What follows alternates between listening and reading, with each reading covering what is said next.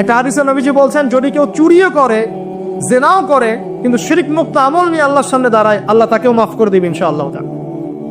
এটাই সেই হাদিসের ব্যাখ্যা। আসলে লা ইলাহা ইল্লাল্লাহ যে ব্যক্তি মন থেকে পড়েছে, কলবের মধ্যে সরিষা দানা পরিমাণ ঈমান আছে, মানে শিরকের পাপ করে নাই, ইনশাআল্লাহ তাআলা আল্লাহ পাক তাকে জান্নাত দিবেন একদিন না একদিন ইনশাআল্লাহ।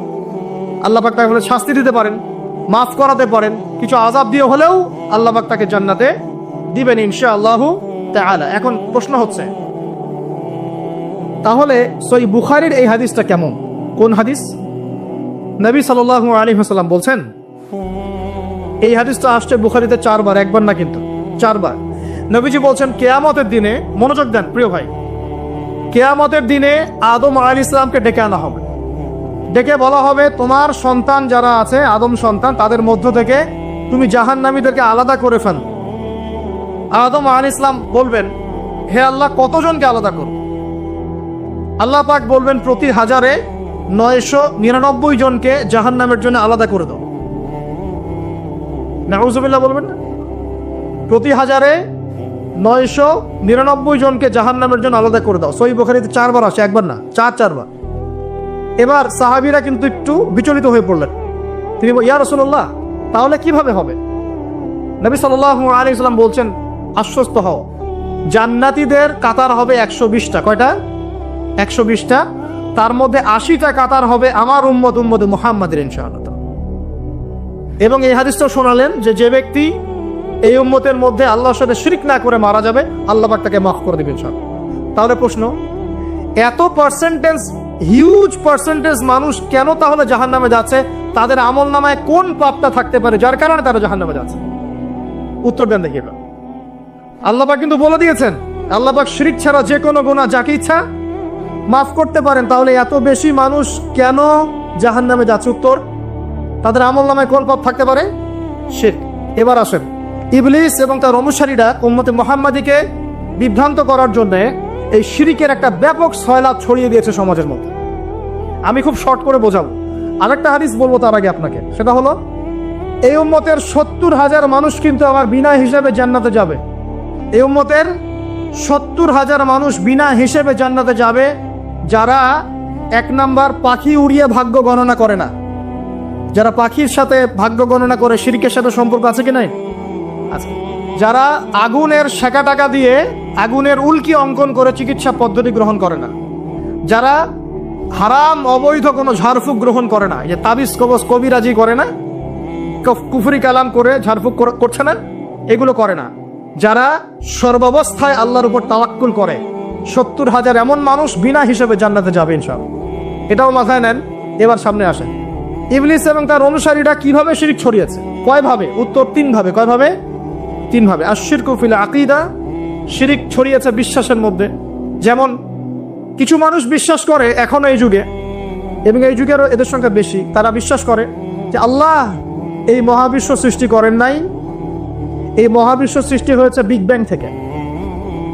এই কনসেপ্টে মানুষ নাই।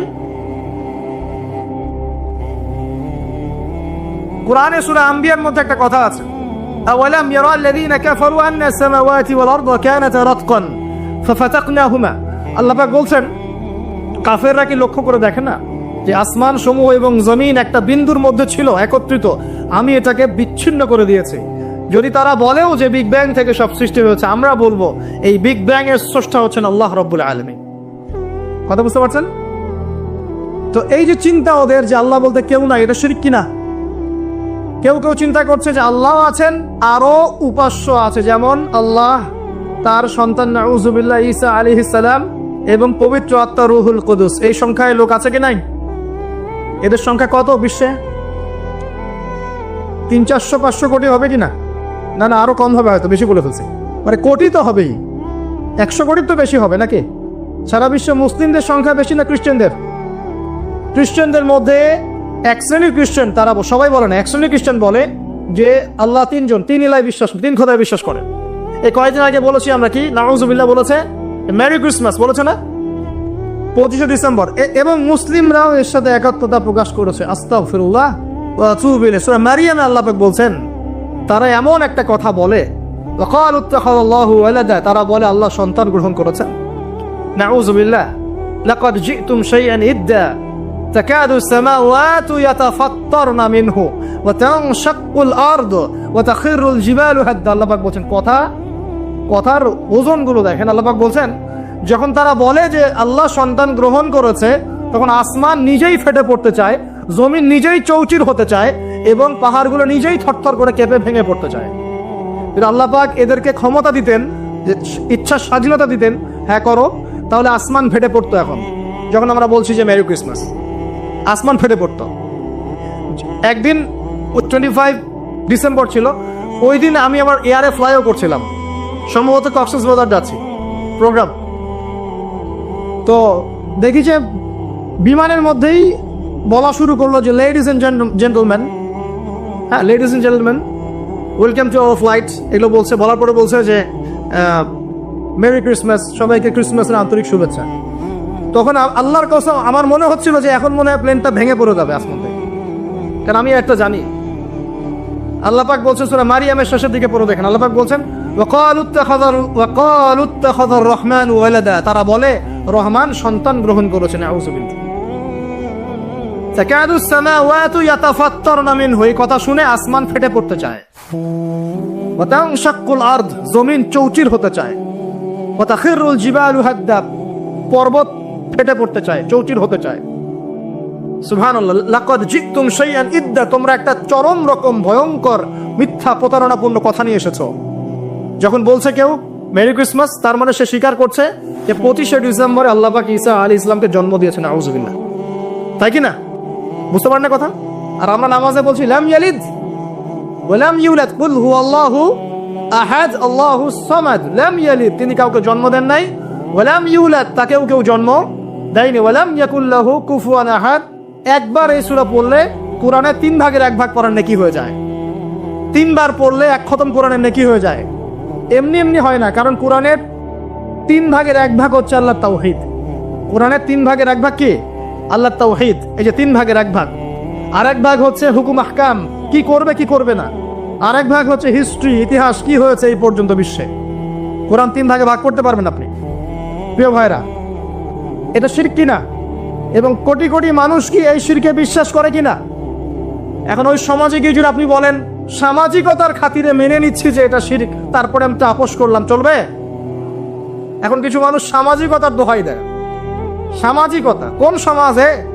যে সমাজ আমাকে শিরক শেখায় ওই সমাজ, যে সমাজ আমাকে হারাম খাওয়া শেখায় সেই সমাজ, যে সমাজে মানুষ বেদাতি আমল করে সেই সমাজ।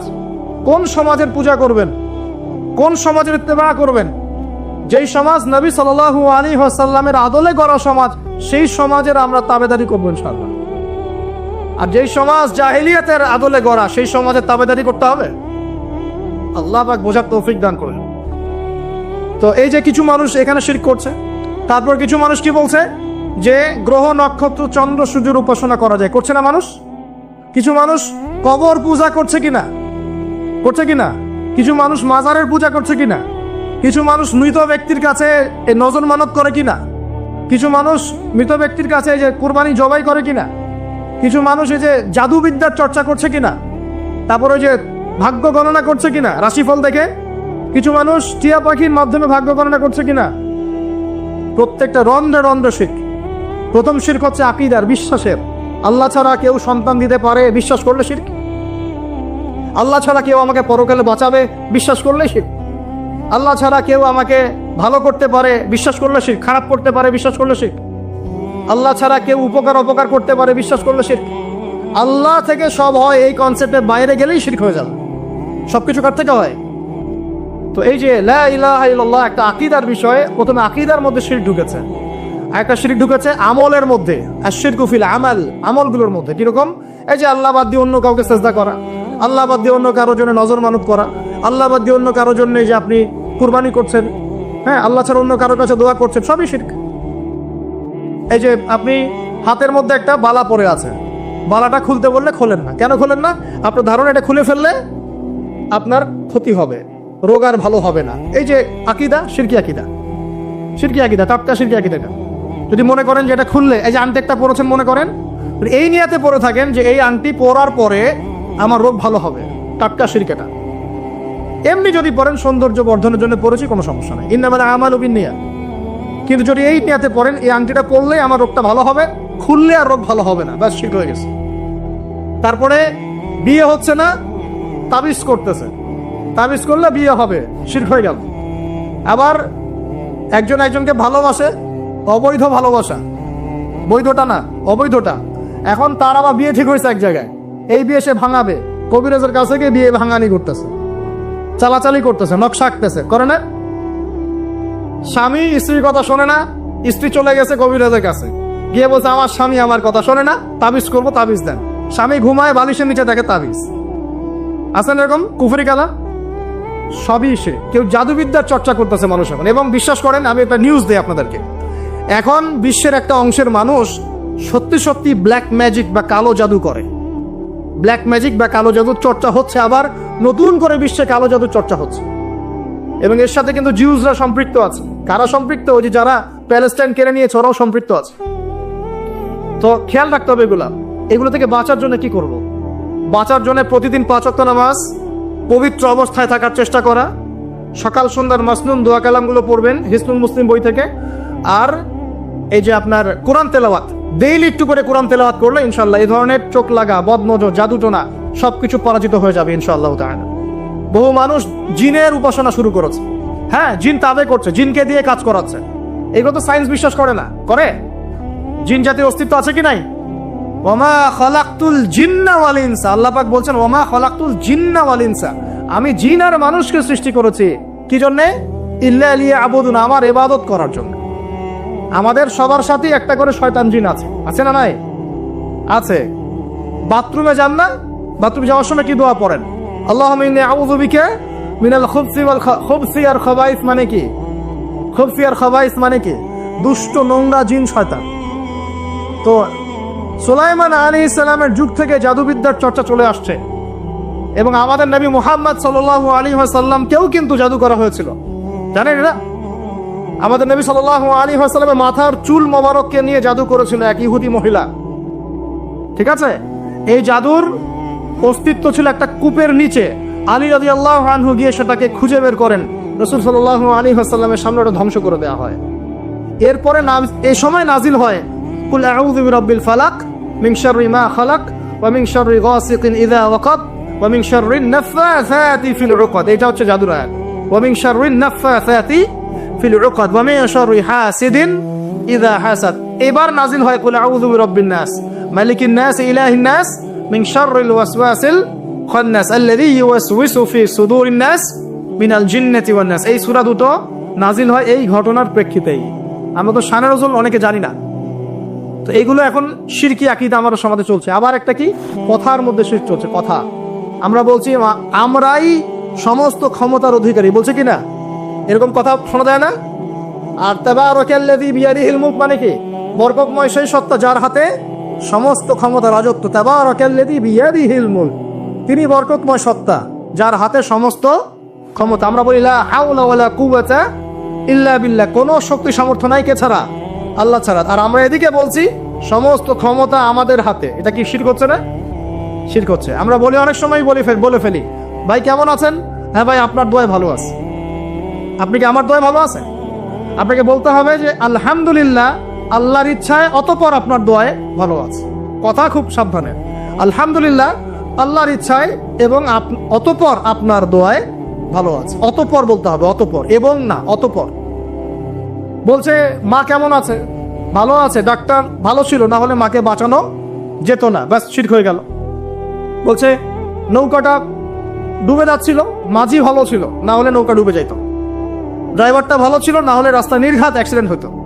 এইটা কথা আমরা চলতে ফিরতে শিরক করতেছি। এই যে মেয়ে ছেলেরা বল তোমাকে ছাড়া বাঁচবো না, বাঁচিয়েন না, বেঁচে থাকে কি হবে আপনার? যদি একটা মেয়ের জন্য জীবন দিয়ে দেন, তাহলে আল্লাহর জমিনে আপনি আল্লাহর জন্য কি করবেন? তো এই কথায় 3টা ক্ষেত্র বললাম, কথায়, কাজে এবং চিন্তায়। এই 3টা ক্ষেত্রে মুসলিম সমাজের মধ্যে এখন শিরক বিরাজ করছে। এটা আমাদের উম্মতের সবচেয়ে বড় সমস্যা এখন। আল্লাহ পাক আমাদের সবাইকে শিরক মুক্ত আমল করার তৌফিক এনায়েত করুন, সকলে বলি আমি। তাহলে কি করতে হবে? আমি কয়েকটা বই পড়ার পরামর্শ দিচ্ছি। কিতাবুত তাওহীদ একটা বই আছে, শিরক সম্পর্কে অনেক বিস্তারিত আলোচনা করা আছে, এটা পড়তে পারেন। তারপরে কোরআন সুন্নাহর আলোকে ইসলামী আকীদা একটা বই আছে, এটা পড়তে পারেন। আকীদা তাহাভিয়াটা পড়তে পারেন। আর শিরক সম্পর্কে আরো অনেক বইপত্র বাজারে বের হয়েছে, শিরক কি ও কেন ইত্যাদি টাইপের, এগুলো পড়লে আপনি শিরকের ধারণা পাবেন ইনশাআল্লাহ তাআলা।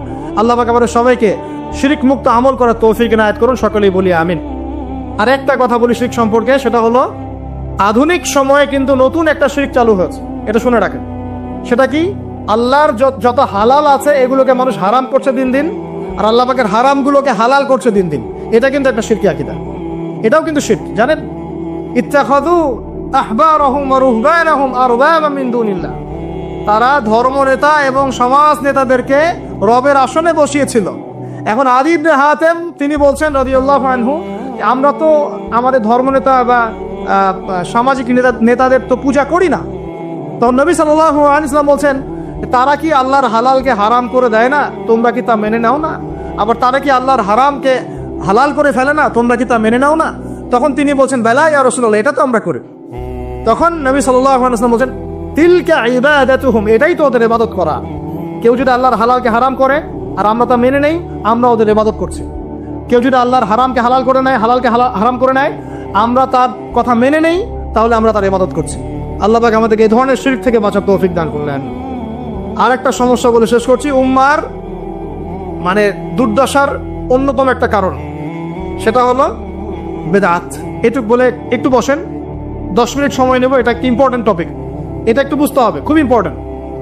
এই কারণে উম্মার মধ্যে অনেক ফাসাদ সৃষ্টি হয়েছে, ফিতনা সৃষ্টি হয়েছে, এবং মানুষ নবীর সুন্নত থেকে মুখ ফিরিয়ে এখন সব বেদাতি আমল করা শুরু করেছে। আর এই বেদাতগুলোকে মানুষ সামাজিকতা বলে চালিয়ে। নবী সাল্লাল্লাহু আলাইহি ওয়াসাল্লামের সুন্নাহ মানে আল্লাহ পাক কোরআন নাজিল করেছেন, তার রাসূলের হাদিস আছে আমাদের সামনে। কোরআন এবং হাদিস, নবী যেভাবে আমল করেছে আমরা সেভাবে আমল করি, এর নাম সুন্নাহ। সাহাবায়ে কেরাম রাদিয়াল্লাহু আনহুম যেভাবে করেছেন আমরা সেটা করি, এর নাম সুন্নাহ। মানে নবী সাল্লাল্লাহু আলাইহি ওয়াসাল্লাম বলছেন, মাই ইয়াইশ মিনকুম বা'দি, তোমাদের মধ্যে আমার পরে যারা বেঁচে থাকবে, ফাসায়ারা ইখতিলাফান কাসীরা, তোমাদের মধ্যে যারা বেঁচে থাকবে আমার পর, তারা দেখবে অনেক ইখতিলাফ চলছে সমাজের মধ্যে। তো আলাইকুম বিসুন্নতি ওয়া সুন্নতি খুলাফায়ে রাশিদিন মাহদিন মিন বা'দি, তখন তোমাদের কাজ হবে আমার সুন্নতকে আঁকড়ে ধরে থাকা এবং আমার হেদায়েত প্রাপ্ত খুলাফায়ে রাশিদা সাহাবায়ে কেরাম তাদের সুন্নতকে আঁকড়ে ধরে থাকা। এই সুন্নতের বাইরে যে কোনো কাজ, যে কোনো আকীদা, যে কোনো মতবাদ, এগুলো সবই বেদাত বলে গণ্য হবে। আল্লাহ পাক আমাদেরকে বোঝার তৌফিক দান করুন। যেমন তাওহীদে থাকতে হবে, শিরক করা যাবে না, ঠিক তেমনি সুন্নতে থাকতে হবে, বেদাত করা যাবে না। সুন্নত কেমন? নবী সাল্লাল্লাহু আলাইহি ওয়াসাল্লাম ঘুমিয়েছেন যেভাবে, সেইভাবে ঘুমাবো সুন্নত। নবীজি ঘুমিয়েছেন, ঘুমানোর আগে ওযু করেছেন, ডান দিকে কাত হয়েছেন, আল্লাহুম্মা বিইসমিকা আমুতু ওয়া আহইয়া বলেছেন, সূরা মুলক তেলাওয়াত করেছেন, পারলে আপনি করবেন। আয়াতুল কুরসি পড়েছেন, সূরা বাকারার শেষের 3টা আয়াত পড়েছেন, 33 বার সুবহানাল্লাহ, 33 বার আলহামদুলিল্লাহ, 34 বার আল্লাহু আকবার পড়েছেন, ঘুমিয়ে গেছেন। এখন যদি নবীর সুন্নাহ মতো ঘুমাই, এই ঘুমটাও নেকির কাজ হবে ইনশাআল্লাহ। এখন যদি ঘুমানোর নতুন কোনো তরিকা আমি বের করি, তাহলে নবীর সুন্নতের বাইরে বেদাত হয়ে যাবে। বেদাত শব্দের অর্থ হচ্ছে নতুন আবিষ্কার। একটু মনোযোগ দেন প্লিজ, একটু বসেন, এইটুক শেষ করে দিচ্ছি। বেদাত শব্দের অর্থ হচ্ছে নতুন আবিষ্কার। সুন্নাহ মানে যেমন আদর্শ, রীতি, আল্লাহ পাকেরও সুন্নত আছে, নবী সাল্লাল্লাহু আলাইহি ওয়াসাল্লামেরও সুন্নত আছে, আমরা তার সুন্নত মেনে জীবন করবো ইনশাআল্লাহ। আল্লাহ পাক তৌফিক দান করুন। ঠিক তাওহীদের বিপরীত যেমন শিরক থাকে, সুন্নতের বিপরীত থাকে কি? বেদাত, মানে নতুন আবিষ্কার। এটাকে 2 ভাগে ভাগ করা যায়, খেয়াল করি একটু আমার দিকে। কয় ভাগে ভাগ করা যায়? 2 ভাগ। একটা হচ্ছে দুনিয়াবি ক্ষেত্রে নতুন আবিষ্কার, একটা দিনের ক্ষেত্রে নতুন আবিষ্কার। দুনিয়াবি ক্ষেত্রে মানে কি? এই যে মোবাইল ফোন আপনার হাতে আছে, এই মোবাইল ফোন কি রাসূলের যুগে ছিল? সাহাবীদের যুগে ছিল? এই যে লাইটিং করেছি, নবীর যুগে এরকম লাইট ছিল? মাইকে কথা বলছি, নবীর যুগে মাইক ছিল? এরোপ্লেন, আমরা এয়ারক্রাফটে সফর করছি, নবীর যুগে এয়ারক্রাফট ছিল? খেয়াল করে দেখেন, আমরা যখন বাহনে উঠছি, আমরা বাহনে উঠে দোয়া পড়ছি, আল্লাহু আকবার, আল্লাহু আকবার, আল্লাহু আকবার, সুবহানাল্লাযী সাখখারা লানা হাযা ওয়া মা কুন্না লাহু মুকরিনিন ওয়া ইন্না ইলা রাব্বিনা লামুনকালিবুন। এই দোয়া বদলে গেছে না যায় নাই? দোয়াটা কি বদলেছে? এই দোয়াটা নবী সাল্লাল্লাহু আলাইহি ওয়াসাল্লাম গাধার পিঠে উঠে পড়েছেন, ঘোড়ার পিঠে উঠে পড়েছেন, ওই সময়কার সমসাময়িক বাহনের পিঠে উঠে পড়েছেন। আমরা এ যুগের সমসাময়িক বাহনের পিঠে উঠে একই দোয়া পড়ছি। দোয়া কি চেঞ্জ হয়েছে না বাহন চেঞ্জ হয়েছে? এই যে বাহন যে পরিবর্তন হয়েছে, এটা টেকনোলজি না, প্রযুক্তি টেকনোলজি। এটা হচ্ছে দুনিয়ার ক্ষেত্রে বেদাত, যেটা সম্পূর্ণ জায়েজ। কথা বুঝতে পারছেন? এটা সম্পূর্ণ জায়েজ যতক্ষণ পর্যন্ত না স্পষ্ট কোনো দলিল পাওয়া যাচ্ছে এটার এগেনস্টে, যেটা হারাম। স্পষ্ট দলিল না পাওয়া যাওয়া পর্যন্ত এটাকে আপনি বৈধ রাখতে পারেন। এটা এক নাম্বার। আরেকটা বেদাত হলো দিনের ক্ষেত্রে বেদাত। দিনের ক্ষেত্রে কেমন? নবী সাল্লাল্লাহু আলাইহি ওয়াসাল্লাম বলছেন, মান আহদাসা ফি আমরিনা হাযা, সহিহ মুসলিম হাদিস নাম্বার 1718। নবীজি বলছেন, মান আহদাসা ফি আমরিনা হাযা মা লাইসা মিনহু ফাহুয়া রাদ। কোন ব্যক্তি যদি এই দিন ইসলামের মধ্যে এমন কোন আমল চালু করে যে আমলের সমর্থনে আমাদের পক্ষ থেকে কোনো প্রমাণ নাই, সেটা ইরাদ বা প্রত্যাখ্যাত, সেটা বাতিল। নবী সাল্লাল্লাহু আলাইহি ওয়াসাল্লাম অন্য হাদিসে বলছেন, মান আহদাসা ফি আমরিনা হাযা মা লাইসা মিনহু ফাহুয়া রাদ, মান আমিলা আমালান লাইসা আলাইহি আমরুনা ফাহুয়া রাদ। দিনের ক্ষেত্রে যদি আমরা এমন কোন আমল করি নেকির আশায়, সওয়াবের আশায়, যেটা রাসূল করেন নাই, সাহাবীরা করেন নাই এবং তাবেঈন ইমামগণ সবার থেকে প্রমাণিত না, এই কাজটা যদি সওয়াবের আশায় করতে যাই যার পক্ষে কোনো দলিল পাওয়া যায় না, সেটাকেই বাতিল প্রত্যাখ্যাত বেদাত বলা হয়। কথা বুঝতে পারছেন কিনা? উদাহরণ দিলে এবার ক্লিয়ার হবে। কয়েকটা ভাবে হতে পারে। যেমন এক নাম্বার ধরন কেমন? মনে করেন যে আপনি হালুয়া রুটির সেমাই খাবেন। খুব ভালো কথা। হালুয়া রুটির সেমাই খাওয়া কি জায়েজ না জায়েজ? এই খাবারটা হালাল না হারাম? হালাল। আপনি এখনও খেতে পারেন, আপনি সকালেও খেতে পারেন, আপনি দুপুরেও খেতে পারেন, যখন ইচ্ছা তখন খেতে পারেন। কিন্তু যদি আপনি কোনো দিবসকে কেন্দ্র করে এরকম একটা সংস্কৃতি চালু করেন যে আজকে 15ই শাবান আমরা সবাই এখন হালুয়া রুটি খাবো, এই যে একটা দিনকে কেন্দ্র করে আপনি একটা নতুন কাজ শুরু করলেন, এই কাজটাকে আমরা বেদাত বলে ফেলছি। মনে করেন আপনি দরুদ পড়বেন, খুব ভালো কথা, দরুদ ভালো জিনিস, দরুদ পড়লে নেকি হয়। কিন্তু আপনি দরুদ পড়লে নেকি হয়, রাসূলের জীবনী চর্চা করলে নেকি হয়, তাকে সালাম দিলে নেকি হয়, সব ঠিক আছে। কিন্তু এখন যদি আপনি নবীর জন্ম দিবসটাকে কেন্দ্র করে এই কাজগুলোকে ঘটা করে করার চেষ্টা করেন, যেটা নবীজি করেন নাই, সাহাবীরা করেন নাই, এটা হলো ধরনগত বেদাত। কথা বুঝতে পারছেন কিনা? দুই নম্বরে আসে, একটা হয় জিন্সগত। জিন্স মানে প্রকরণ। এটা কেমন? আল্লাহ পাক আমাদেরকে কুরবানি করতে বলেছেন চতুষ্পদ জন্তু। চতুষ্পদ জন্তু বুঝি 4 পাওয়ালা। এখন ঘোড়ারও তো 4 পা আছে। এখন যদি আমরা কুরবানি করতে গিয়ে এখন ঘোড়া কুরবানি করা শুরু করি, বলেন কি বুঝলেন? আচ্ছা ঘোড়া বাদ দেন, মুরগি কুরবানি করা শুরু করলেন, মোরগ কুরবানি করা শুরু করলেন, মনে করলেন যে সমস্যা কি, এটাও তো আল্লাহর সৃষ্টি, হালাল তো, মুরগি খাওয়া তো হালাল, মোরগ খাওয়া তো হালাল, তো গরু ছাগল বাদ দিয়ে মুরগি কুরবানি করলাম, কি সমস্যা? করতে পারবেন না, কারণ আল্লাহ পাক চতুষ্পদ জন্তু কুরবানির কথা বলেছেন। এটা যদি করেন জিন্সগত বেদাত হয়ে যাবে। কথা বুঝতে পারছেন?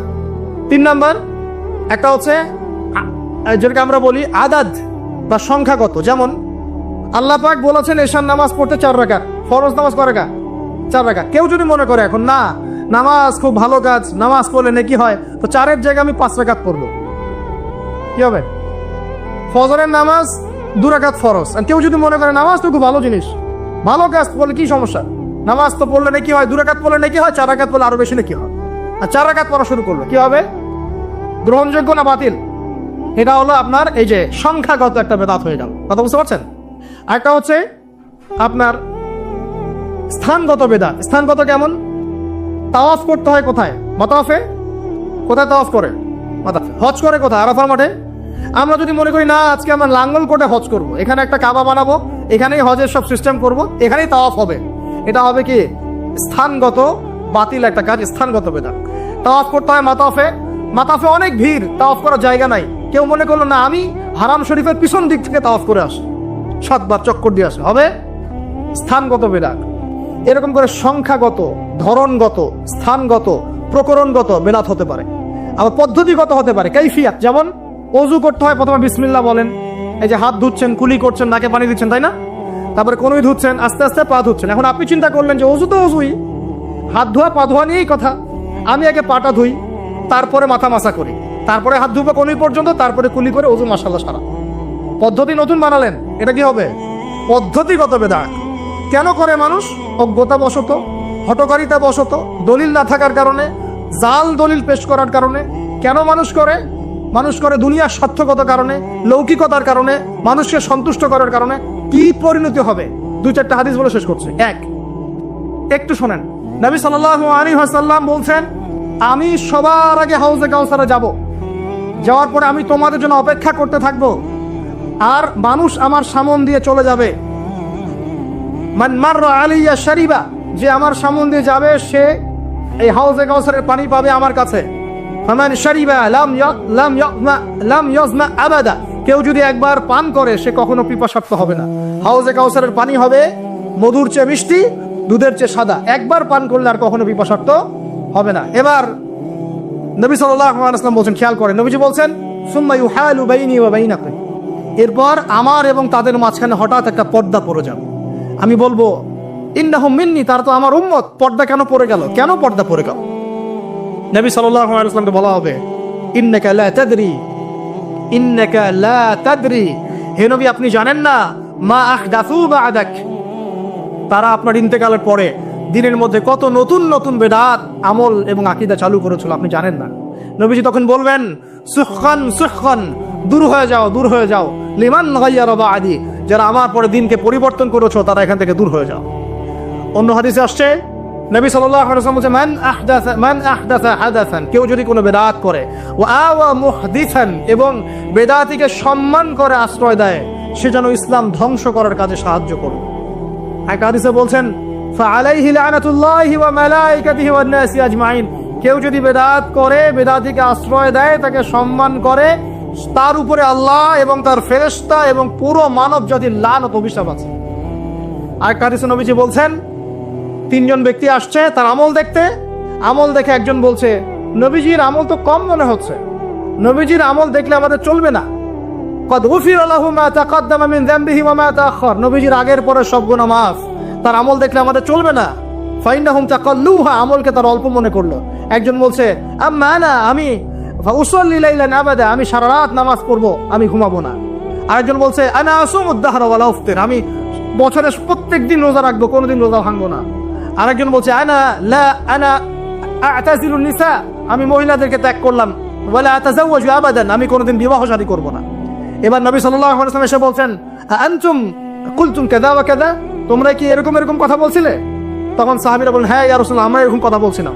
নবীজি বলেন, শুনে রাখো, ওয়াল্লাহি, আমি আল্লাহর কসম করে বলছি, ওয়া ইন্নী লা আখশাকুম লিল্লাহি ওয়া আতকাকুম বিহি, আমি তোমাদের চাইতে বেশি আল্লাহকে ভয় করি এবং আমি তোমাদের মধ্যে বেশি মুত্তাকি মানুষ। তোমাদের মধ্যে সবচেয়ে মুত্তাকি আমি, এবং আমি সবচেয়ে বেশি আল্লাহকে ভয় করি। কিন্তু আনা উসাল্লি ওয়া আরকুদ, আমি নামাজ পড়ি আবার ঘুমাই, রাতে আমি নামাজও পড়ি, কিছু অংশ ঘুমাই। আনা আসুমু ওয়া আফতির, আমি সিয়ামও রাখি আবার ছেড়েও দিই, রোজাও রাখি ছেড়েও দিই, তা না আমি সারা বছর রোজা রাখি না।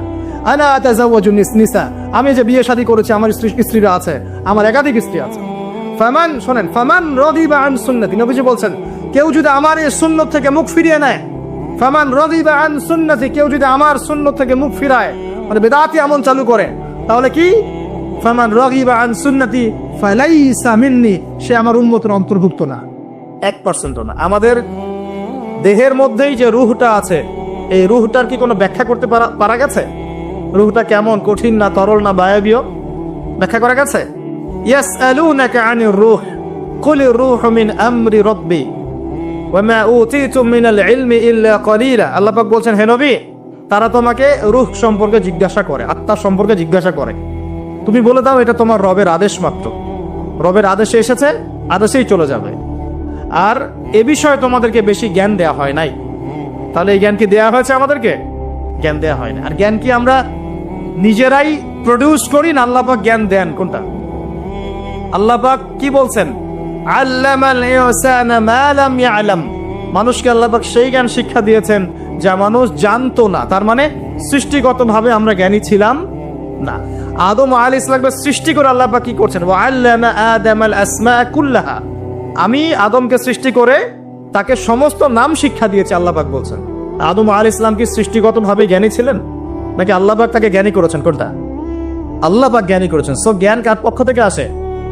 আল্লাহর পক্ষ থেকে। এটাই হচ্ছে ওয়াকুলিল হাক্কু মির রাব্বিকুম, হক বা সত্য জ্ঞান তোমার রবের পক্ষ থেকে আসে। ফালা তাকুনান্না মিনাল মুমতারিন, তুমি সন্দেহবাদীদের অন্তর্ভুক্ত হয়েও না, আল্লাহ পাক বলছেন। তো বাথরুমে জিন থাকে এটা বিশ্বাস করলাম তো, এবার দোয়াটা পড়লেন, এবার আপনি ইস্তেঞ্জা সারলেন, তারপরে বের হওয়ার সময় বলছেন গুফরানাকা, কি বলছেন?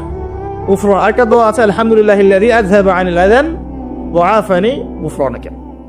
ওযু করবেন, ওযুর আগে বলবেন বিসমিল্লাহ। ওযু করার সময় খুব বেশি পানি অপচয় করবেন না, কারণ অপচয়ে সবচেয়ে পটু জাতি এখন মুসলিমরা। অপচয়ে সবচেয়ে পটু জাতি মুসলিমরা। রাষ্ট্রীয় সম্পদ অপচয় করে, গ্যাস অপচয় করে, তেল অপচয় করে, পানি অপচয় করে, সময় অপচয় করে, সবই অপচয় করে। নিজের হায়াত অপচয় করে।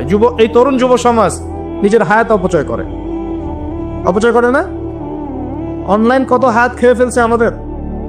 আর ওখানে গেলে আপনি কতটুকু ভালো পাবেন? ভালো যতটুকু পাবেন তার চেয়ে বেশি খারাপ পাবেন। ভালো যতটুকু পাবেন তার চেয়ে বেশি খারাপ পাবেন। হয়তো বলতে পারেন, ভাই আপনাদের লেকচার শুনছি অনলাইনে। শুনছেন, ঠিক আছে, কিন্তু লেকচার শোনার মাঝখানে অ্যাড চলে আসে না? লেকচার শুনলেন, ভালো কথা, আলহামদুলিল্লাহ। একটু পর দেখবেন একটা নগ্ন মেয়ের ভিডিও চলে আসতেছে, একটা গান চলে আসতেছে। আর এগুলো সব অ্যালগোরিদম। অ্যালগোরিদম কিন্তু মুসলিমরা আবিষ্কার করেছিল। এখন সেই অ্যালগোরিদম নিয়ে পশ্চিমারা কি করেছে? অ্যালগোরিদম দিয়ে আপনার ব্রেনটাকে সেট করা হয়েছে। মানে আপনি যেই ভিডিওটা একটু বেশি সময় দেখবেন, ঠিক আছে, বা যে বিষয়ে একটু কথাবার্তা বলবেন, দেখবেন সেটা ওরা ক্যাচ করবে। ক্যাচ করে আপনি যখন পরে ফেসবুকে ঢুকবেন, দেখবেন সেই ভিডিও আপনার সামনে, ওই সিমিলার ভিডিওস আপনার সামনে আসতেই আছে, আসতেই আছে, আসতেই আছে। ওরা কিন্তু অ্যালগোরিদম দিয়ে আপনাকে ট্রেস করেছে। মানে আপনি ফেসবুক চালাচ্ছেন না, ফেসবুক আপনাকে চালাচ্ছে এখন। কথা বুঝতে পারছেন? আচ্ছা, আসুন সামনে যাই। এবার ওযু করলেন, প্রথমে বিসমিল্লাহ বললেন, শেষে বলবেন কি? আশহাদু আল্লা ইলাহা ইল্লাল্লাহ ওয়াহদাহু লা শারীকা লাহু ওয়া আশহাদু আন্না মুহাম্মাদান আবদুহু ওয়া রাসূলুহু। তার আগে মেসওয়াক করে নেবেন। কি করবেন? মেসওয়াক মানে ব্রাশ, ঠিক আছে, কোনো সমস্যা নেই। ব্রাশ করছেন, ওকে, আদায় হয়ে গেছে ইনশাআল্লাহ। মুখ পরিষ্কার করা, দুর্গন্ধ দূর করা। এই যে ওযু করলেন সুন্দর করে নবী সাল্লাল্লাহু আলাইহি ওয়াসাল্লামের মতো, আল্লাহর নবী বলছেন যে ওই ব্যক্তির জন্য জান্নাতের 8টা দরজা খুলে যাবে ইনশাআল্লাহ। জান্নাতের 8টা দরজা ওই ব্যক্তির জন্য খুলে যাবে ইনশাআল্লাহ তাআলা। এবার আপনি কাপড় পরছেন, এমনি এমনি পড়লেন নাকি না? পড়ার সময় ডান দিক থেকে পড়ছেন এবং বলছেন আলহামদুলিল্লাহিল্লাযী কাসানি হাযা ওয়া রাযাকানিহি মিন গায়রি হাওলিন মিন্নি ওয়ালা কুওয়া। আপনি কাপড় পরলেও নাকি পাচ্ছেন আলহামদুলিল্লাহ। আয়না দেখছেন, ফ্রেশ হচ্ছেন, চুল আঁচড়াচ্ছেন, আপনি ডান দিক থেকে স্টার্ট করেন। এবং এখানে বলে রাখি যে বর্তমান যে চুলের কাটিংগুলো চলছে, এইসব কাটিং চলবে না। এই ডানে বামে কোনো চুল নাই, আর মাঝখানে চুল দিয়ে কি বলবো এটা, হ্যাঁ, কুজা বলে আরবি দিয়ে মনে হয় সম্ভবত। এইসব কাট চলবে না। এটা একদম ছোট করতে চান তাহলে সামন পিছন সমান হবে, আর্মি ছাট, একদম একদম সামন পিছন সমান। আর না হলে বাবরি, কাঁধ, কান, কানের লতি এই পর্যন্ত আপনি রাখতে পারেন। যার নাই তার তো প্রশ্নই নাই, যার নাই তার তো আর বলে লাভ নেই। যারা আছে, নবীজি বলেছেন সাল্লাল্লাহু আলাইহি ওয়াসাল্লাম, যার চুল আছে সে যেন চুলের যত্ন নেয়। কে বলেছেন? তাই ইসলাম আপনাকে চুল আঁচড়ানো শিখিয়েছে। আপনি ইসলামে কি চাচ্ছেন? ইসলাম এমন একটা দিন বা জীবন ব্যবস্থা যেখানে আপনি জীবনের প্রতিটা বিষয়ের সমাধান তো পাবেনই, ইভেন আপনি চুল কেমন করে আঁচড়াবেন সেটাও ইসলাম আপনাকে শিখাবে ইনশাআল্লাহ। হায়েজ হয়েছে, নেফাস হয়েছে, হ্যাঁ, ওযু ইস্তেঞ্জা করেছেন, টয়লেট করেছেন, কিভাবে পবিত্রতা অর্জন করবেন, গোসল ফরজ হয়ে গেছে, কিভাবে গোসল করবেন, কিভাবে নামাজ পড়বেন, কিভাবে পরিবার চালাবেন, কেমন করে ব্যবসা করবেন, কেমন করে সমাজ চালাবেন, কোন বিষয়টা বলা বাকি আছে কোরআন এবং হাদিসে? বলেন তো, একটা বিষয় দেখাতে পারবেন যেটা কোরআন এবং সুন্নায় নাই? এটাই তো প্রমাণ করে যে ইসলাম আল্লাহ রাব্বুল আলামিনের পক্ষ থেকে নাজিলকৃত সর্বশ্রেষ্ঠ এবং আসমানি গ্রন্থ, আসমানি দিন, যেটা আল্লাহ পাক জমিনবাসীর জন্য নাজিল করেছেন। কিভাবে আপনি কম্পেয়ার করবেন কোনটা সত্য কোনটা মিথ্যা? আপনি সবগুলো ধর্মগ্রন্থ নিয়ে বসেন, বসে দেখেন যে প্রত্যেকটা ধর্মগ্রন্থের মধ্যে কি জীবনের প্রতিটা বিষয়ের সমাধান আছে কি নাই। এটাই দেখেন। যদি দেখেন যে না, সবগুলো ধর্মগ্রন্থ ঘেটেছি, শুধু কোরআন এবং হাদিসে পেয়েছি যেখানে প্রতিটা বিষয়ের সমাধান আছে, তাহলে নিঃসন্দেহে এটা আল্লাহ পাকের পক্ষ থেকে এসেছে। সহজ। আর যখন জেনে যাবেন এটা আল্লাহর পক্ষ থেকে এসেছে, তখন আমাদের কর্তব্য তার সামনে আত্মসমর্পণ করা। আল্লাহ পাক আমাদের সবাইকে পরিপূর্ণ মুসলমান হওয়ার তৌফিক দান করুন। ওযু শেষ, এবার যাবেন নামাজে। নামাজে যাওয়ার সময় বাসা থেকে বের হচ্ছেন, আল্লাহর রাসূল শিখিয়েছেন আপনাকে বলতে হবে বিসমিল্লাহ, বিসমিল্লাহি তাওয়াক্কালতু আলাল্লাহ ওয়ালা হাওলা ওয়ালা কুওয়াতা ইল্লা বিল্লাহ বের হলেন, আপনার সাথে একজন ফেরেশতা থাকবেন ইনশাআল্লাহ, শয়তান দূরে চলে যাবে ইনশাআল্লাহ। মসজিদে যাচ্ছেন, যাওয়ার সময় চুপচাপ থাকবেন না, দোয়া পড়বেন, জিকির করবেন। একটা দোয়া আছে, এটাও পড়তে পারেন, আল্লাহ নবী পড়তেন। তিনি বলতেন, আল্লাহুম্মা ইজআল ফি কলবি নূরা, হে আল্লাহ আমার কলবে নূর দাও, ওয়া ফি লিসানি নূরা, আমার লিসান বা জিহবায় জবানে তুমি নূর দাও, ওয়া ফি সামঈ নূরা, আমার শ্রবণ ইন্দ্রিয়তে নূর দাও, আলো দাও। ঠিক আছে? ওয়া ফি বাসরি নূরা, আমার দৃষ্টি শক্তির মধ্যে নূর বা আলো দাও। ওয়া আন ইয়ামিনি নূরান, আমার ডান দিকে আলো দাও। ওয়া আন শিমালি নূরান, আমার বাম দিকে আলো দাও। আল্লাহুম্মা ইজআল ফি নাফসি নূরা, আল্লাহ আমার নফসের মধ্যেই তুমি নূর বা আলো দাও। এরকম দোয়া আছে, আরো অনেক শব্দ আসছে, এটা ছোটটা বললাম, এতে বড় ভার্সনও আছে। এই দোয়াটা অনেক বড়, তো এই দোয়াটাও পড়তে পারেন। নূর বা আলো কার পক্ষ থেকে আসে?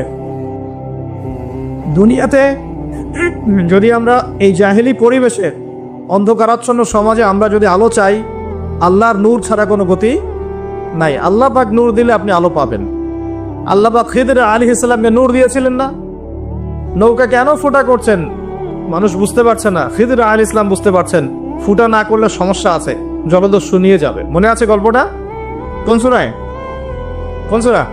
সূরা কাহফ। বাচ্চাকে কেন হত্যা করলেন মানুষ বুঝতে পারছে না, মুসা আলাইহিস সালামও বুঝতে পারছেন না। খিদর আলাইহিস সালাম বলছেন এই বাচ্চাকে হত্যা না করলে বড় হয়ে বড় কাফের হতো, আর পুরো মানে বাবা মাকেও পর্যন্ত কাফের বানাতো। দেয়ালটা কেন নির্মাণ করলেন মুসা আলাইহিস সালাম বুঝতে পারছেন না। খিদর আলাইহিস সালাম বলছেন এই দেয়াল নির্মাণ না করলে এর নিচে এতিম দুই বাচ্চা রেখে যাওয়া বাবা মার সম্পত্তি ছিল, মানুষেরা নিয়ে চলে যেত, এই কারণে করেছে। তো যা সবাই বুঝবে না, যা সবাই দেখবে না, যা সবাই উপলব্ধি করতে পারবে না, আপনি যদি সেটা দেখতে চান, শুনতে চান, উপলব্ধি করতে চান, তাহলে আল্লাহর নূর লাগবে। কি লাগবে? আল্লাহ পাকের নূর এমনি এমনি আসবে না। আগে ফরজিয়াতের উপর আমল করতে হবে, নফল আমল বাড়াতে হবে, সুন্নতের উপর পাবন থাকতে হবে, মনের মধ্যে রোগ দূর করতে হবে। মনে অহংকার রাখলে নূর আসবে না, মনে হিংসা বিদ্বেষ রাখলে নূর আসবে না, সারাদিন গীবত তহমত সমালোচনা গালিগালাজ করলে নূর আসবে না, হারাম খেলে নূর আসবে না।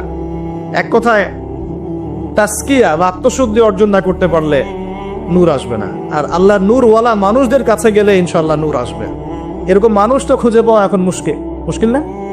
আমরা মোটামুটি সবাই দিন দিন কেমন জানি বস্তুবাদী হয়ে যাচ্ছে।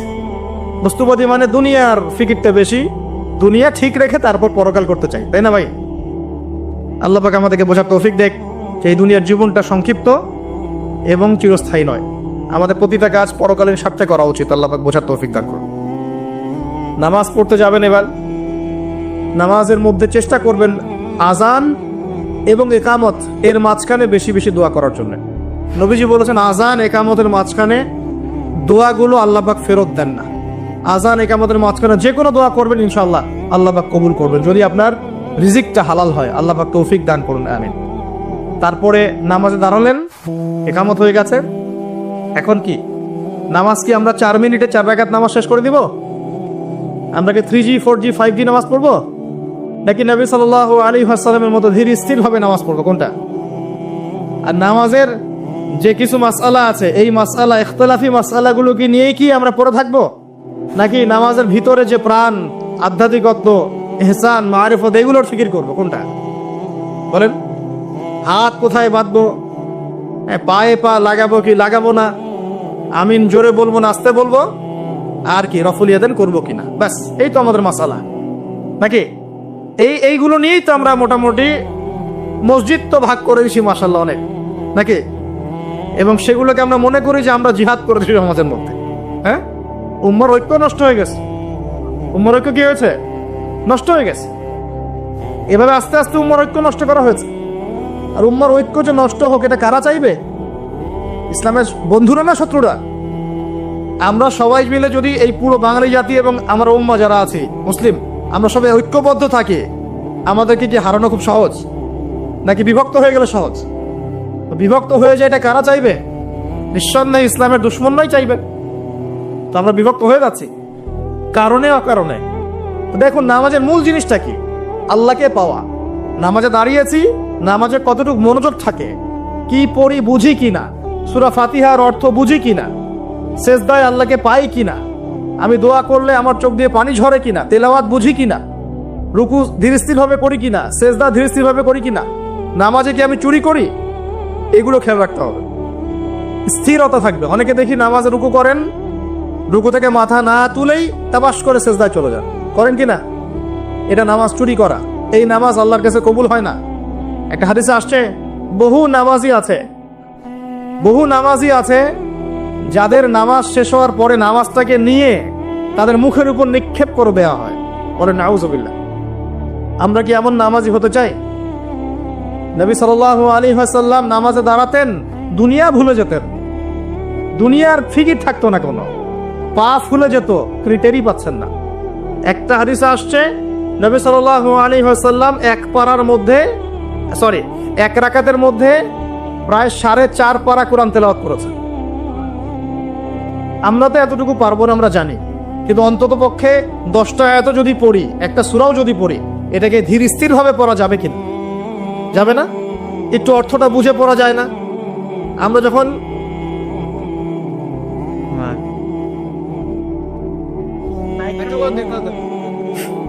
আচ্ছা ঠিক করতেছে, আপনারা অপেক্ষা করেন।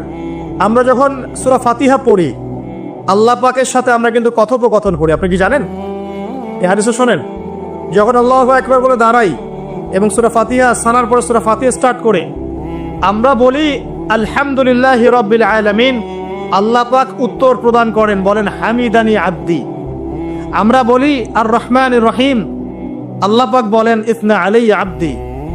আমরা বলি মালিকি ইয়াউমিদ্দিন, আমরা বলি যখন আল্লাহ পাক তার উত্তর দেন, বলেন মাজ্জাদানি আব্দি। আমরা বলি ইয়াকা না'বুদু ওয়া ইয়াকা নাস্তাঈন, আল্লাহ পাক বলেন হাযা বাইনি ওয়া বাইনা আব্দি। আমরা দোয়া করি, বলি ইহদিনাস সিরাতাল মুস্তাকিম সিরাতাল লাযীনা আন'আমতা আলাইহিম গায়রিল মাগদুবি আলাইহিম ওয়ালাদ-দাল্লিন। এরপর আল্লাহ পাক বলেন ওয়ালি আব্দি মা সাআলা, আমার বান্দা যে পথ চেয়েছে আমি তাকে তা দিলাম আলহামদুলিল্লাহ। এই যে নামাজে আল্লাহর সাথে আমরা মোনাজাত করি, মোনাজাত মানে আল্লাহর সাথে চুপে চুপে কথা বলা। মোনাজাত মানে কি? শুধু এটাকেই মোনাজাত বলে না, মোনাজাত মানে আল্লাহর সাথে চুপে চুপে কথা বলা। আমরা আল্লাহর সাথে ফিস ফিস করে ভাবে নামাজে কথা বলি, কতজন ফিল করি? প্রিয় ভাইরা, নামাজ পড়বো ধীর স্থির ভাবে। ওয়ামা খালাকতুল জিন্না ওয়াল ইনসা ইল্লা লিয়াবুদুন, আল্লাহ পাক বলছেন আমি মানুষ আর জিন জাতিকে শুধুমাত্র আমার ইবাদত করার জন্যই সৃষ্টি করেছি। সো এত তাড়াহুড়ার কিছু নাই। নামাজ পড়তেই দুনিয়া আসছি, আল্লাহর হুকুম আহকাম পালন করতেই দুনিয়া আসছি। একটু হোক না, দোকানটা 5টা মিনিট পরেই না হয় খুললেন, ঠিক আছে, ক্ষেত খামারে 5টা মিনিট পরেই না হয় গেলেন, কি এমন হয়ে যাবে? ফরজ নামাজটা অন্তত পক্ষে ধীর স্থির ভাবে পড়েন। বাসায় গিয়ে আপনি সুন্নত পড়তে পারেন, কোনো সমস্যা নেই। নফল নামাজ আপনি ইচ্ছা মতো পড়েন, আল্লাহ পাক তৌফিক দান করুন। নামাজ শেষ হয়ে আমরা কি উঠে চলে আসব, নাকি একটু সুন্নত আছে? নামাজ শেষ করার পর আরো সুন্নত আছে। নামাজ শেষ করার পরে একবার বলতে হয় আল্লাহু আকবার, তারপর 3 বার বলতে হয় আস্তাগফিরুল্লাহ আস্তাগফিরুল্লাহ আস্তাগফিরুল্লাহ। একবার বলতে হয় আল্লাহুম্মা আনকাস সালাম ওয়া মিনকাস সালাম তাবারাকতা ইয়া যাল জালালি ওয়াল ইকরাম। আরো বলতে হয় আল্লাহুম্মা আইন্নি আলা যিকরিকা ওয়া শুকরিকা ওয়া হুসনি ইবাদাতিকা। এগুলো পড়তে হবে না? গুরুত্বপূর্ণ সুন্নত। যখন সুন্নতের উপর আমল না করব, তখন তো সারা জীবনের সুন্নত প্রতিষ্ঠা হবে না। তারপরে একবার আয়াতুল কুরসি পড়তে হয়। নবীজি বলেছেন সাল্লাল্লাহু আলাইহি ওয়াসাল্লাম, যে ব্যক্তি প্রত্যেক ফরজ নামাজের পর আয়াতুল কুরসি তেলাওয়াত করে, মৃত্যু ছাড়া জান্নাতে যাওয়ার জন্য কোনো বাধা নাই তার, আলহামদুলিল্লাহ। মরে গেলে জান্নাতে চলে যাবে ইনশাআল্লাহ।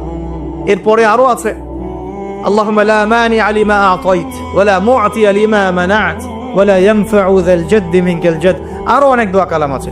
33 বার সুবহানাল্লাহ, 33 বার আলহামদুলিল্লাহ, 33 বার আল্লাহু আকবার, তারপর কালিমা শাহাদা, তারপরে একবার সূরা ফালাক, একবার সূরা নাস, একবার সূরা ইখলাস।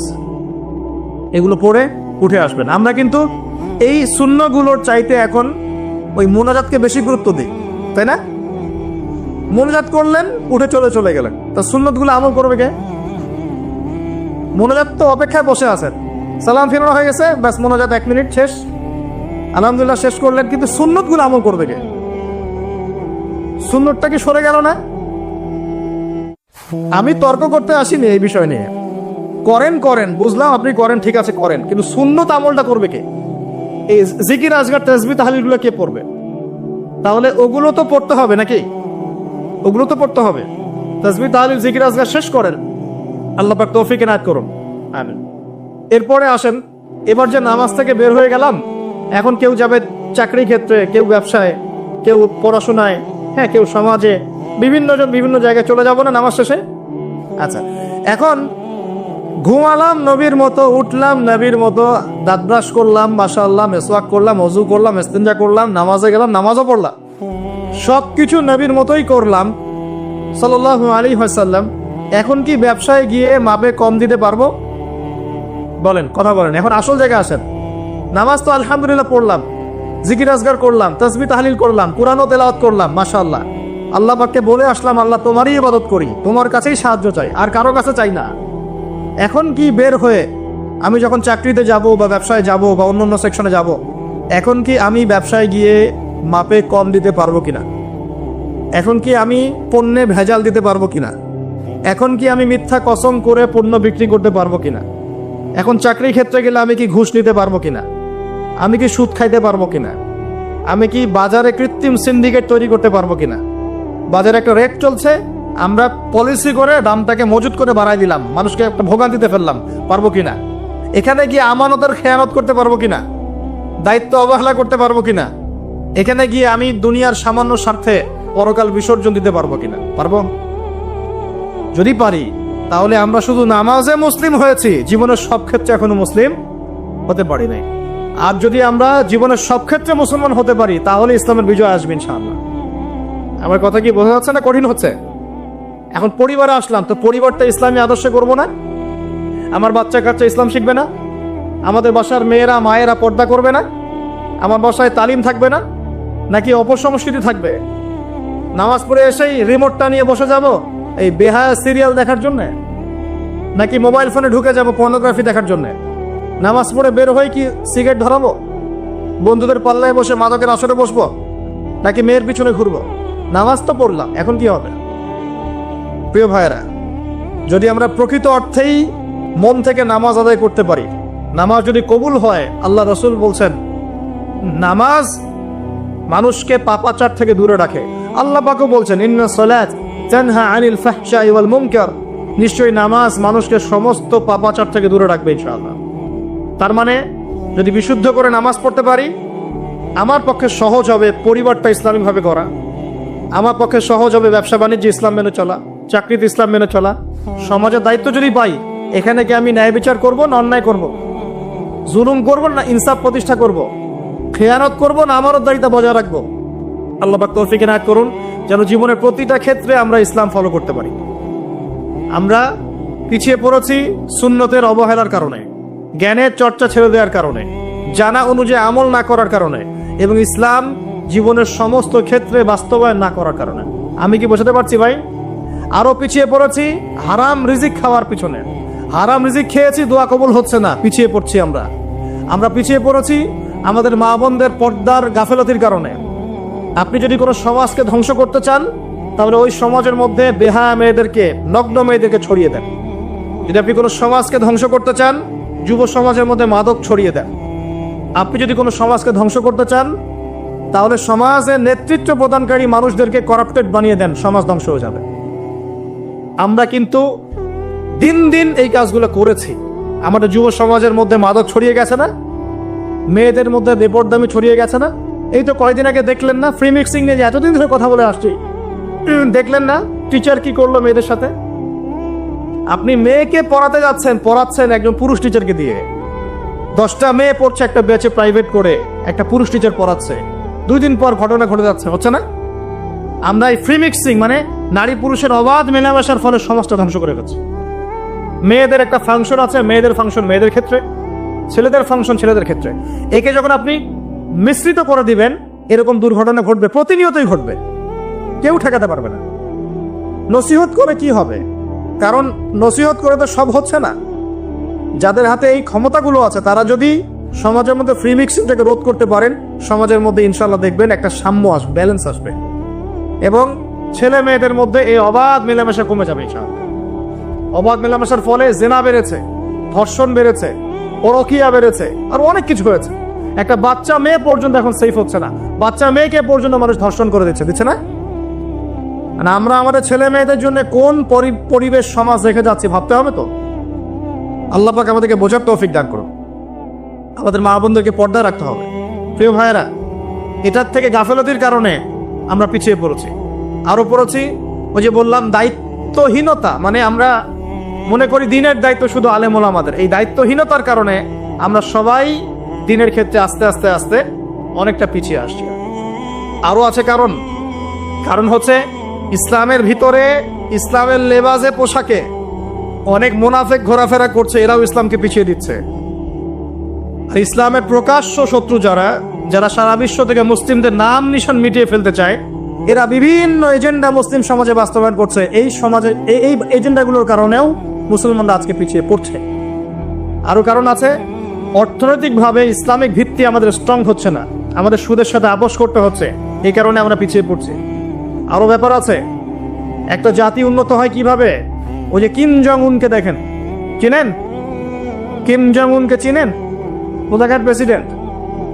তার দেশের মানুষ খাবার খেতে পারে না, আর সে মিসাইল বানায় বসে বসে। আর আমেরিকা পশ্চিমা থেকে ভয় দেখায় না, দেখেছেন? ওর ওই উত্তর কোরিয়া হামলা চালাতে হলে 100 বার চিন্তা করতে হবে পশ্চিমাদেরকে।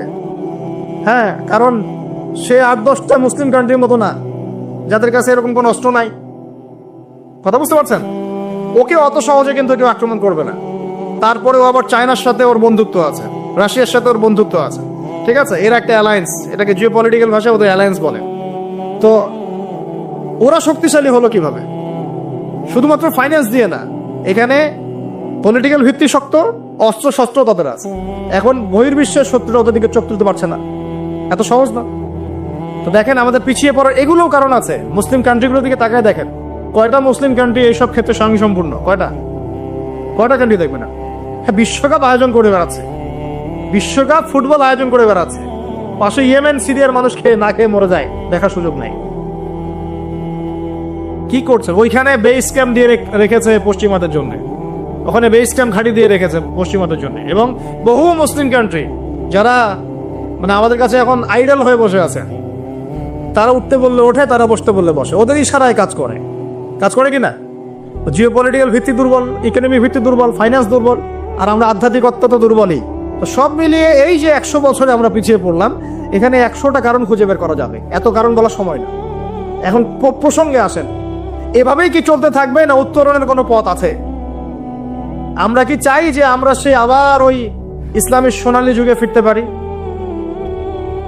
না, গলায় তো সাউন্ড নাই। আমরা তো মনে হয় চাই না যে আবার ইসলাম ফিরে আসুক পরিপূর্ণরূপে। শোনেন, আমরা চাই বা না চাই, আল্লাহ রাব্বুল আলামিন তার নবীর মাধ্যমে জানিয়ে দিয়েছেন সভ্যতা শেষ হবে একজন নবীর হাতে, তার নাম নবী ঈসা ইবনে মারিয়াম। তিনি 40 বছর এই বিশ্ব শাসন করবেন, তার আগে কিয়ামত হবে না। এই যে আলামাতুস সাআ নিয়ে অনেক কথা আমি বলেছি, এটাও শুনে রাখেন, কিয়ামত হবে না ইনশাআল্লাহ যতদিন পর্যন্ত নবী ঈসা ইবনে মারিয়াম আবার না আসছেন এবং 40 বছর বিশ্ব শাসন না করছেন। তিনি কোনো দেশ শাসন করবেন না, পুরো বিশ্ব শাসন করবেন। চিন্তা করতে পারছেন? এখন কি মনে হয় যে মুসলিমরা এরকম জায়গায় যাবে আবারও? আসলে কিন্তু বাইরের চোখ দিয়ে মনে হয় না, কিন্তু সত্যি কথা কি, ইতিহাস এভাবেই টার্ন করবে। কিভাবে করবে, কার মাধ্যমে করবে, আল্লাহ পাক জানেন, আমরা জানি না। আমরা যদি না পারি, আল্লাহ আমাদেরকে সরিয়ে দিবেন, সরিয়ে দিয়ে নতুন প্রজন্ম নিয়ে আসবেন। ওরা যদি না পারে, আল্লাহ ওদেরকেও সরিয়ে দিবেন, নতুন জেনারেশন নিয়ে আসবেন। তারাও যদি না পারে, আল্লাহ পাক কি বলছেন শোনেন। আল্লাহ পাক বলেন সূরা মুহাম্মাদের মধ্যে, ওয়াইন তাতাওয়াল্লাউ ইয়াস্তাবদিল কওমান গায়রাকুম সুম্মা লা ইয়াকুনু আমসালাকুম। তোমরা মুসলমানরা যদি না পারো, আমি ইহুদি, খ্রিস্টান, হিন্দু, বৌদ্ধ তাদেরকে, কুফফারদেরকে হেদায়েত দিয়ে ইসলামে নিয়ে আসবো, তারা আমার হয়ে লড়বে। এটা আল্লাহ পাকের হিকমা। দেখছেন না দিন দিন মানুষ মুসলিম হচ্ছে না, দিন দিন বহু মানুষ মুসলমান হচ্ছে, কিন্তু দেখছেন এটা কিন্তু রেভলিউশন হচ্ছে, ইসলামের দিকে মানুষ আসছে। যত আক্রমণ হচ্ছে ইসলামের দিকে, তত বেশি মানুষ ইসলাম কবুল করছে, আলহামদুলিল্লাহ। আর আমরা পিছিয়ে পড়ছি। এই যে আমরা যে গরু খাওয়া মুসলিম হয়েছি, আমরা যে জুমার দিন নামাজ পড়া মুসলিম হয়েছি, আমরা মুসলিম পরিবারে জন্মগ্রহণ করে আব্দুর রহমান, আব্দুর রহিম নাম নিয়ে বসে আছি, কিন্তু আসলে রহমানের বান্দার বৈশিষ্ট্য কি আমি জানি না। আল্লাহ পাক আমাদেরকে হেফাজত করুন, আমিন। হতাশ হব না আমরা ইনশাআল্লাহ। একবার, খালি একবার যদি তওবা করে ফিরে আসি, আল্লাহ পাক দুনিয়াও দিবে ইনশাআল্লাহ, আখিরাতও দিবে ইনশাআল্লাহ। খালি একবার বলতে হবে আস্তাগফিরুল্লাহাল্লাযী লা ইলাহা ইল্লা হুয়াল হাইয়ুল কাইয়্যুম ওয়া আতুবু ইলাইহি। আল্লাহ, জীবনে যা পাপ করেছি মাফ করে দাও, আগামী জীবনে হায়াত রিজিকে বরকত দাও, এবং পুরো জীবন যেন ইসলাম পালন করতে পারি, প্রচার করতে পারি, প্রসার করতে পারি, মানুষের মাঝখানে দিনের ভালো কথা বলতে পারি, আল্লাহ পাক দিনের বিজয় যেন অংশ নিতে পারি, সে তৌফিক আল্লাহ পাক দান করুন। আল্লাহ পাক কবুল করার মালিক না? একটা কাপড় ধুতে 1 বালতি পানি লাগে, কিন্তু জীবনের সমস্ত গুনাহ ধুয়ে ফেলতে চোখের 1 ফোঁটা পানি যথেষ্ট ইনশাআল্লাহ। আল্লাহ পাক কবুল করুন, আমিন। কিভাবে উত্তরণ হবে? উত্তর 1 নাম্বার ভাই, 10টা পয়েন্ট বলবো, জাস্ট 10টা, জাস্ট বলে দিচ্ছি। বিস্তারিত ব্যাখ্যা আপনারা পরে নিজেরা স্টাডি করবেন। প্রথম কথা হচ্ছে আমাদের সবাইকে তওবা করে ফিরে আসতে হবে। পারবো ইনশাআল্লাহ? আল্লাহ পাক বলেন, তুবু ইলাল্লাহি জামিআন আইয়ুহাল মুমিনুন, হে মুমিনগণ, তোমরা একসাথে ঐক্যবদ্ধভাবে আল্লাহর কাছে তওবা করো, আল্লাহ তোমাদেরকে সফল করবে ইনশাআল্লাহ তাআলা। আমরা তওবা করি, বলি আস্তাগফিরুল্লাহ আল্লাযী লা ইলাহা ইল্লা হুয়াল হাইয়ুল কাইয়্যুম ওয়া আতুবু ইলাইহি।